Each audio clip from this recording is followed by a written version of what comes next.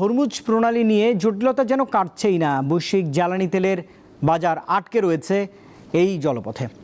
Iran প্রথমবারের মতো এই প্রণালীতে চলাচলকারী জাহাজ থেকে টোল আদায়ের দাবি করেছে। আটকে রয়েছে ওয়াশিংটন এবং তেহরানের মধ্যে শান্তি আলোচনা। এদিকে হরমুজ প্রণালীতে ইরানের পুঁতে রাখা মাইন অপসারণে 6 মাস সময় লাগতে পারে বলে জানিয়েছে পেন্টাগন। ইরানের পেতে রাখা মাইন থেকে হরমুজ প্রণালী পুরোপুরি মুক্ত করতে অন্তত 6 মাস লাগতে পারে। যুক্তরাষ্ট্রের প্রতিরক্ষা সদর দপ্তর পেন্টাগনের এক মূল্যায়ন প্রতিবেদনের বরাতে বুধবার ওয়াশিংটন পোস্ট এ তথ্য জানিয়েছে। বিশ্বের মোট উৎপাদিত তেল ও তরলীকৃত প্রাকৃতিক গ্যাসের 5 ভাগের 1 ভাগ এই প্রণালী দিয়ে পরিবহন করা হয়। তাই এই জলপথ দ্রুত স্বাভাবিক না হলে বিশ্ববাজারে জ্বালানি তেলের দাম আরও অনেকটা সময় চড়া থাকতে পারে।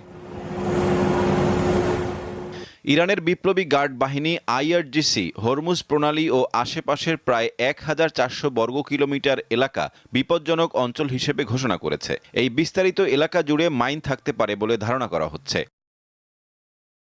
হরমুজ প্রণালীতে 3টি জাহাজে আইআরজিসির হামলা চালানোর খবরে বিশ্ববাজারে আবারও তেলের দাম বেড়েছে। বৃহস্পতিবার অপরিশোধিত তেলের ব্যারেল প্রতি দাম দাঁড়ায় $103। আলোচিত এই জলপথে চলাচলকারী জাহাজ থেকে প্রথমবারের মতো ইরান টোল আদায় করেছে বলে জানিয়েছেন দেশটির ডেপুটি স্পিকার হামিদ রেজা হাজিবাবেই। যুক্তরাষ্ট্রের প্রেসিডেন্ট ডোনাল্ড ট্রাম্প অবশ্য বলে আসছেন, হরমুজ প্রণালীতে কোনো রকম টোল আদায় মেনে নেওয়া হবে না। এদিকে ইসরায়েল লেবাননের মধ্যকার যুদ্ধবিরতি শেষ হবে রোববার। এর মেয়াদ বাড়াতে বৃহস্পতিবার ওয়াশিংটনে বৈঠকে বসবে দেশ দুটি। তবে যুক্তরাষ্ট্র ইরান দ্বিতীয় দফার শান্তি আলোচনার বিষয়ে এখনও কিছু নিশ্চিত করতে পারেনি ওয়াশিংটন ও তেহরান। সাইফুর রহমান শিশির, দীপ্ত বার্তাকক্ষ।